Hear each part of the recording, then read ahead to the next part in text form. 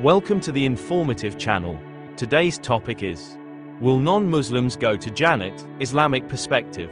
The question of whether non-Muslims will enter Jannat, heaven, is a subject that has sparked discussions within Islamic theology.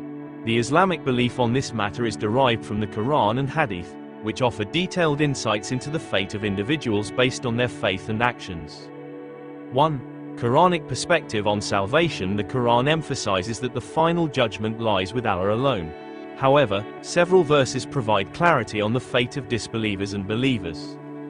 Surah Al-Imran 3-85 states, "And whoever desires other than Islam as religion, never will it be accepted from him, and he, in the hereafter, will be among the losers."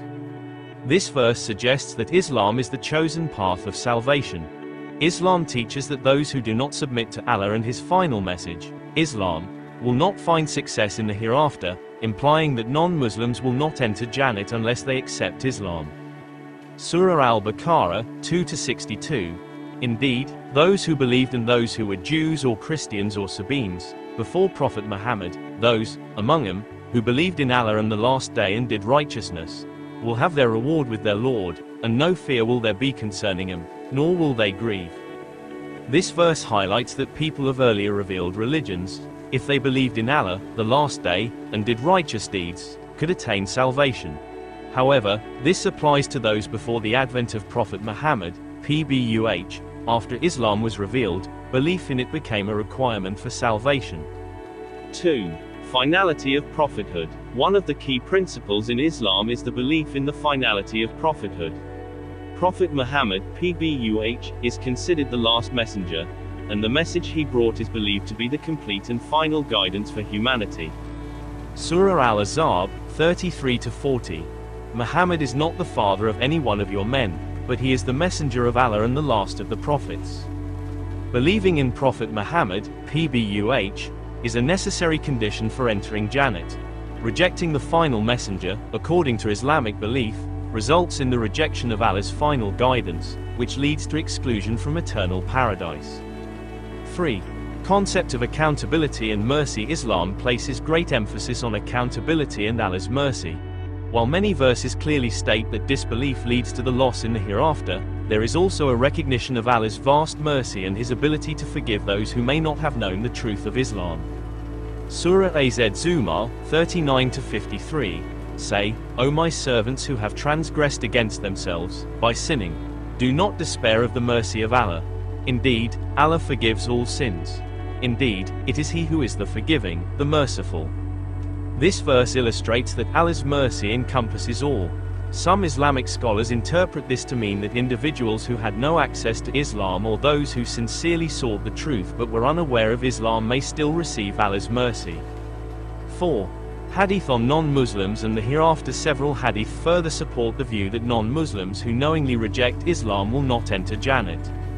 The Prophet Muhammad, PBUH, said, "By him in whose hand is my soul, there is none from among the Jews and Christians, of these present nations, who hears about me, and then dies without believing in that with which I have been sent, but he will be one of the dwellers of the fire." Sahih Muslim.